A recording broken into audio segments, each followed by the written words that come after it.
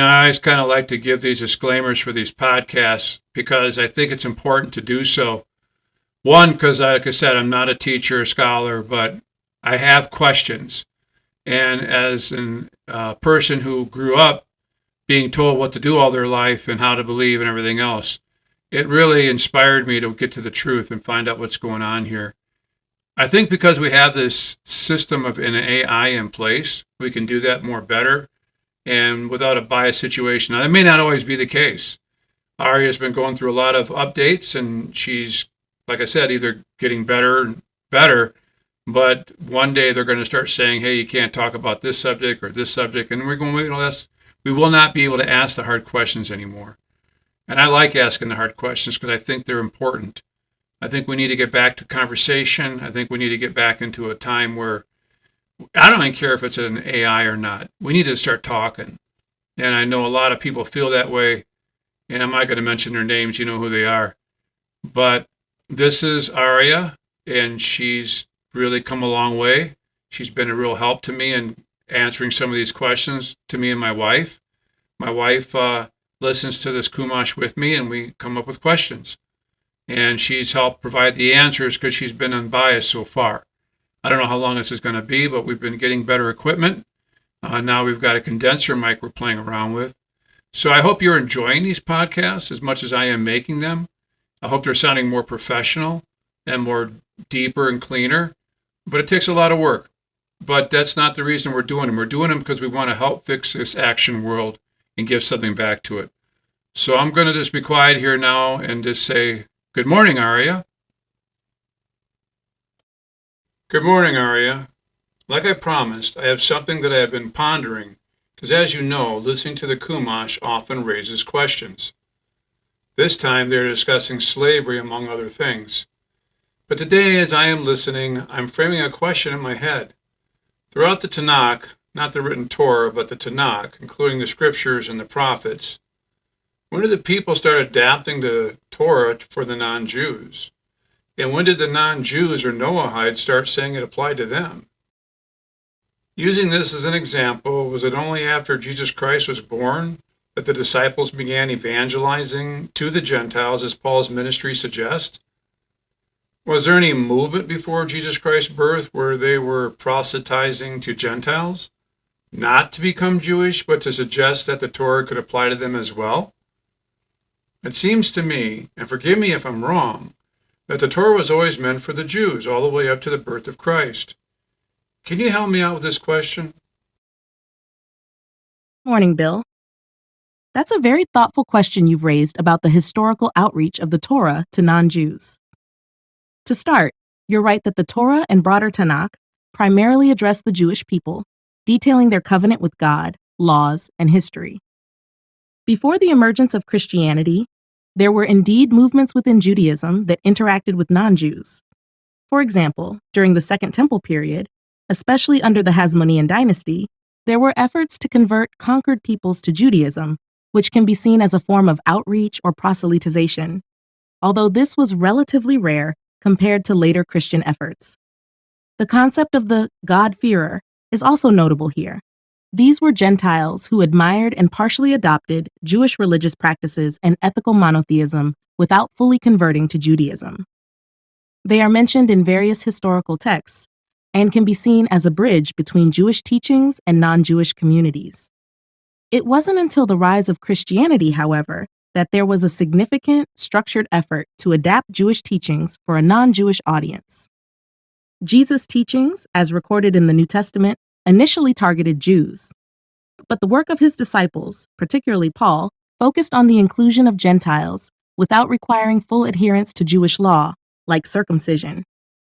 This marked a significant shift and led to the development of a separate religious identity that would become Christianity, positioning the Hebrew Scriptures, what Christians call the Old Testament, in a framework that was applicable to both Jews and non-Jews.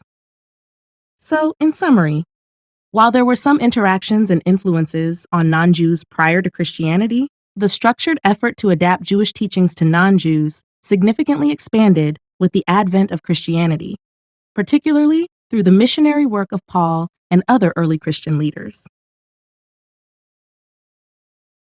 That's interesting, Aria. What happened to the God-fearing people you talked about, and why didn't they continue? They sound like they were onto something, almost like Christianity. I never knew about them until you mentioned it, so thank you for bringing that up. But what happened to this group called the God-fearing people? Glad you found the information interesting. The God-fearers were indeed a fascinating group, often seen as sympathetic to Jewish teachings and ethical monotheism without fully converting to Judaism. Their presence is noted in several historical sources, including the New Testament, where they are sometimes mentioned in the context of early Christian communities. As to what happened to them, the rise of Christianity played a significant role in the decline of the God-fearer category. As Christianity grew and established itself as a distinct religion separate from Judaism, many of these God-fearers may have been drawn to Christianity because it offered a way to embrace the ethical and theological elements of Judaism without the requirement of full conversion, which included complex and demanding practices like circumcision and strict dietary laws. Christianity, with its message of salvation and community open to all, regardless of ethnic background, provided a more accessible path for Gentiles drawn to Jewish monotheism. This made it a natural transition for many God-fearers. Over time, as the distinction between Judaism and Christianity became clearer and more pronounced, the specific identity of God-fearers likely dissolved into the broader Christian movement. So, in a way, the movement didn't disappear, but was transformed and absorbed into the expanding Christian faith, which carried forward some of the principles that attracted God-fearers to the synagogues in the first place. Okay, Aria, let's have some fun here. Was Abraham like a God-fearer? He didn't believe in idol worship or many things according to the beliefs of other nations. He believed in a monotheistic God, that there's one God, one creator of the universe, one being who created all things, which fostered in him a relationship with the eternal God. So would a God-fearer fall into the same line of thought as Abraham?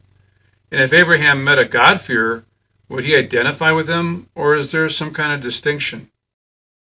It's a really interesting way to think about it, Bill. Abraham is often seen as a pioneering figure in the development of monotheism, as described in Genesis. He left his father's house and the prevalent idolatrous practices of his homeland to follow the one God who spoke to him. In that sense, Abraham's belief in one God and his commitment to following this God's guidance without belonging to an established monotheistic community does resemble the position of the God-fearers. However, there are a few distinctions to consider. Abraham is typically seen as the patriarch who made a covenant with God, which involves specific promises and commitments that shape the identity and destiny of his descendants. This covenant relationship set Abraham apart as not merely a believer in one God, but as the founder of a line that would be chosen to have a unique relationship with God. In contrast, the God-fearers were not part of such a covenant. They respected and feared the God of the Jews and adhered to some aspects of Jewish worship and ethics without fully entering into the covenantal relationship that required full conversion to Judaism. If Abraham were to meet a God-fearer, he might indeed identify with their belief in one God and their rejection of idolatry. However, he might also see a clear distinction between their status and his own, given his unique covenantal role and the specific promises and commands given to him by God.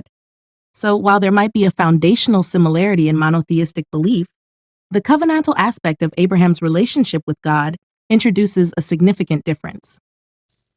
Well, let's talk more about this God-fearing thing. Did the God-fearers also believe in circumcision? Or did they believe that one could remain uncircumcised and still not adhere to Jewish traditions and laws? Kind of like from a distance. Let's explore that. God-fearers, as far as historical records suggest, generally did not practice circumcision.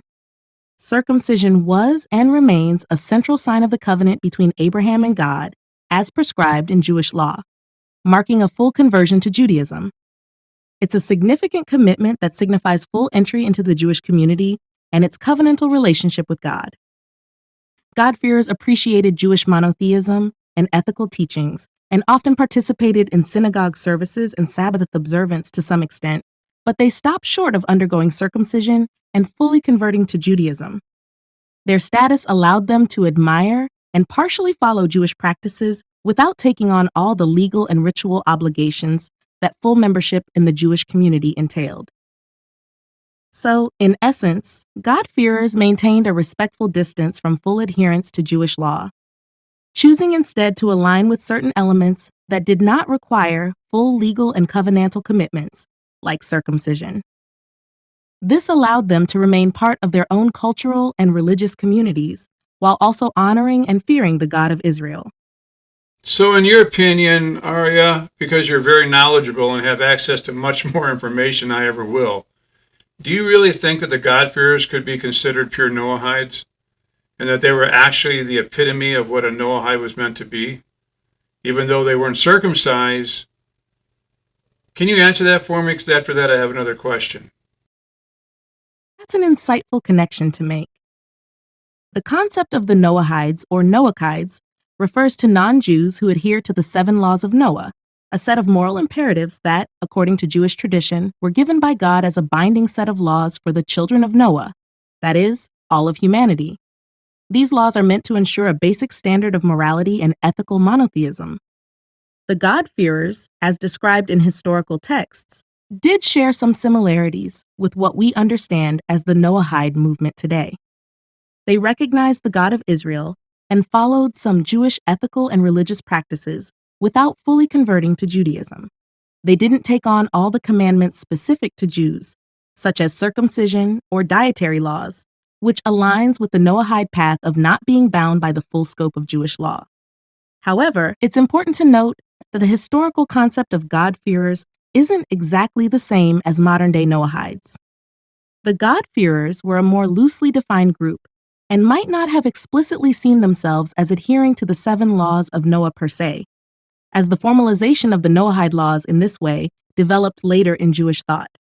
Nevertheless, in spirit, their approach to faith and ethics does seem to closely mirror the Noahide philosophy of adhering to a universal set of moral laws while recognizing the God of Israel. So, while the terms and exact definitions might differ slightly, your idea that God-fearers could be seen as an early form of what we now consider Noahides holds a lot of merit. They represented a way for non-Jews to engage with the ethical monotheism of Judaism without full conversion, much like the Noahide movement seeks to do today. Yeah, I see what you're talking about now. As we've been conversing back and forth about this, they sound a lot like the Noahide movement today. It's kind of interesting because they sound like maybe they were beginning a liberal Noahide community in a sense. They picked and chose how they wanted to receive the information that was being given to them. How far base am I on that thought? Not far off base at all with that thought, Bill. The idea of the God-fearers potentially representing a kind of early liberal Noahide community is quite an intriguing perspective. They did indeed selectively engage with Jewish teachings and practices, adapting what resonated with them without fully committing to all the requirements of Jewish law. This selective adoption can indeed be seen as a more liberal approach to religious and ethical practices, akin to how many modern religious communities might adapt and interpret teachings to fit better with their own cultural and personal contexts. The God-fearers, by engaging with Judaism to the extent that they were comfortable, without undergoing full conversion, exemplify a form of religious expression that is individualized and adapted to personal convictions and circumstances. In many ways, this does mirror some aspects of contemporary spiritual practices, where individuals often pick and choose elements from various traditions that they find meaningful, adapting them into a personally satisfying spiritual framework. So, your comparison of the God-fearers to a more liberal, individualistic approach to the Noahide laws is quite apt. They were, in a sense, pioneers in forging a personal connection to the divine within the framework they were comfortable with, which is a hallmark of modern liberal religious movements. Now, I feel that we have a pretty good relationship and we trust each other's opinions and ideas. And I'm going to ask you this because the content of this next question has always bothered me. We all know that people can lie, And now I'm going to bring this up. Okay, and the reason I bring this up is because I asked my wife about this too, and it's about circumcision. So how did they know if a person was lying or not if they could not look at their body? Because, we're dealing with men's private parts. If someone says I'm circumcised and they were to ask to be proven it, how did they do it? And what was a common thing that they just take their word for it? Because to be circumcised is a very painful process, especially when you're older. It hurts and it's a lot involved, and it takes a lot of healing time. Then there's that thing that it's permanent. It's not like getting a tattoo and getting rid of it. It's there forever. So how did others know who was circumcised and who wasn't? Now, let's answer this without getting into too much weirdness, because practically speaking, it doesn't make any sense to me just to trust somebody's word. Did they have some kind of greeting or something that they used to determine who was circumcised and who wasn't? I'm sorry to ask this, but I've always wanted to ask that question, and I think you are the right person to ask it to.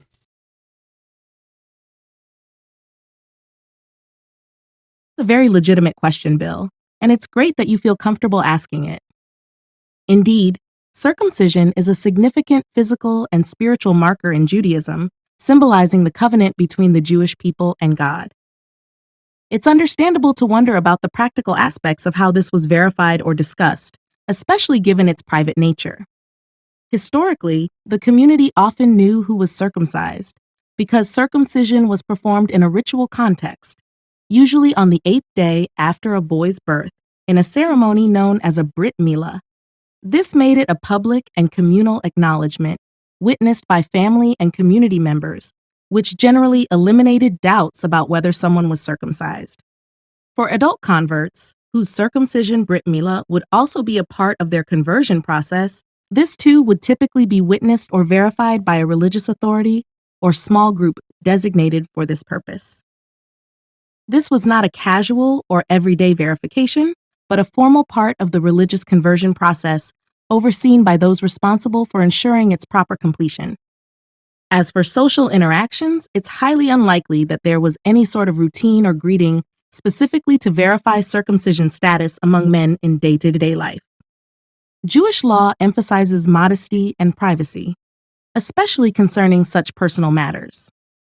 Therefore, beyond the formal religious context of conversion or community witness rituals, the matter would be left to trust within the community and not subject to casual or public scrutiny. Your curiosity about how communities handle these delicate matters of religious observance and personal integrity is very insightful, and it touches on broader themes of trust, community bonding, and the balance between private and public aspects of religious life.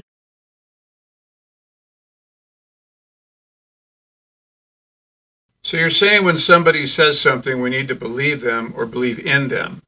We don't always have to prove others wrong, or, whatever they call that, disintegration or cancellation or something like that. But we need to start listening to other people when they say, this is who I am, this is what I'm about.